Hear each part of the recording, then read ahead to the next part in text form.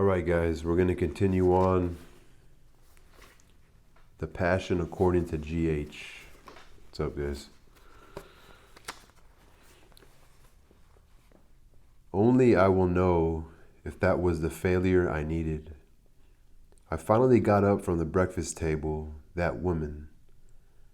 Not having a maid that day would give me the type of activity I wanted. Arranging. I always like to arrange things. I guess it's my only real vocation. By putting things in order, I create and understand at the same time. But since I gradually, through reasonably good investments, became fairly well off, that hampered me in my ability to use this vocation of mine. If money and education hadn't put me in the class I belonged to, I normally have worked as the maid who arranges things in a large home of rich people, where there is so much to arrange. Arranging is finding the best form. If I'd been a maid arranger, I wouldn't have even needed the amateurism of sculpture.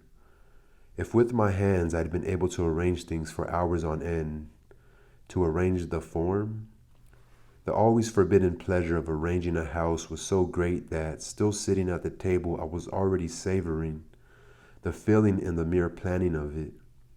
I looked around the apartment. Where would I begin? And also so that afterward, in the 7th hour, as on the 7th day, I would be free to rest and enjoy the calm remainder of the day. Almost joyless calm, which would be a good balance for me. The hours doing sculpture taught me almost joyless calm. The week before, I'd had too much fun, gone out too much, had too much of everything I wanted.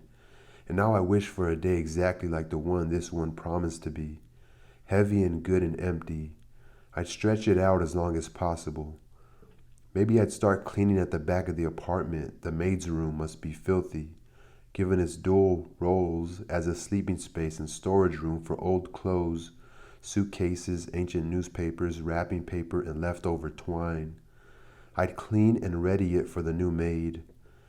Then from the back I'd slowly climb horizontally until I reached the opposite end of the apartment, which was the living room, where, as if I myself were the finish line of the arrangements and of the morning, I'd read the newspaper stretched out on the sofa and probably fall asleep. I'd read the newspaper, if the telephone didn't ring. Better yet, I decided to take the phone off the hook, and that way I was sure nothing would disturb me. How can I say now that I'd already begun to see what would only become evident afterward without knowing it? I was already in the entrance to the room. I was already starting to see and didn't know it. I had seen since I was born and didn't know. I didn't know. Give me your unknown hand, since life is hurting me and I don't know how to speak. Reality is too delicate. Only reality is delicate. My unreality and my imagination are heavier. Having decided to begin with the maid's room, I crossed the kitchen that leads to the service area. At the end of the service area is the hallway to the maid's room. First, though, I leaned against the wall in the hallway to finish a cigarette.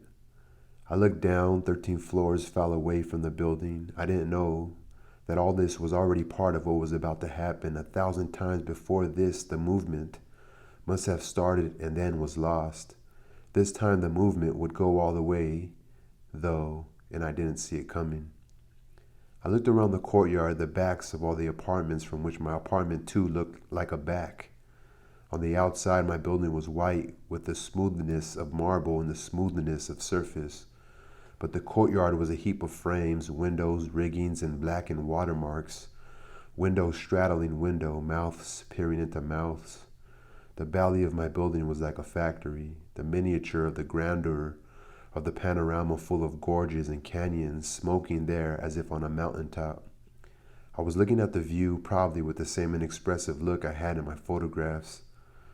I saw what it was saying. It was saying nothing, and I was taking this nothing in attentively. I was taking it in with what was inside my eyes in the photographs.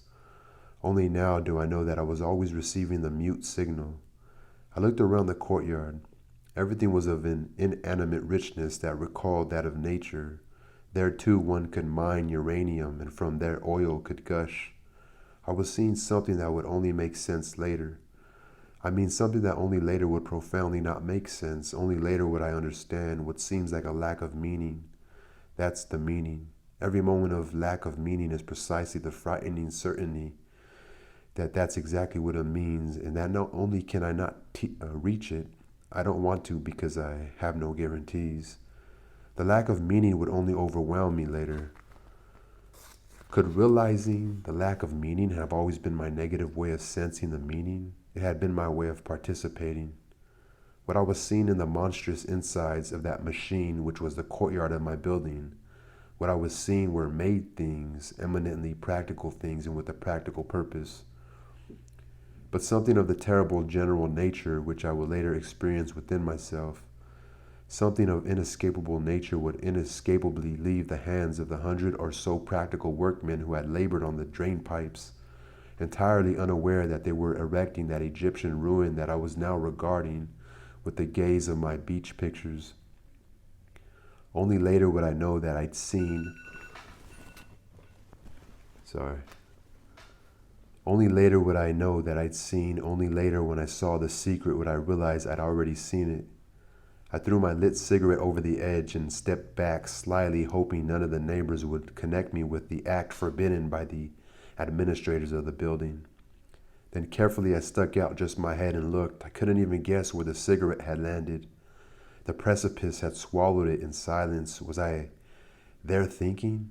At least I was thinking about nothing, or maybe about whether some neighbor had seen me commit that forbidden act, which above all didn't match the polite woman I am, which made me smile. Then I headed into the dark hallway behind the service area. Short chapter.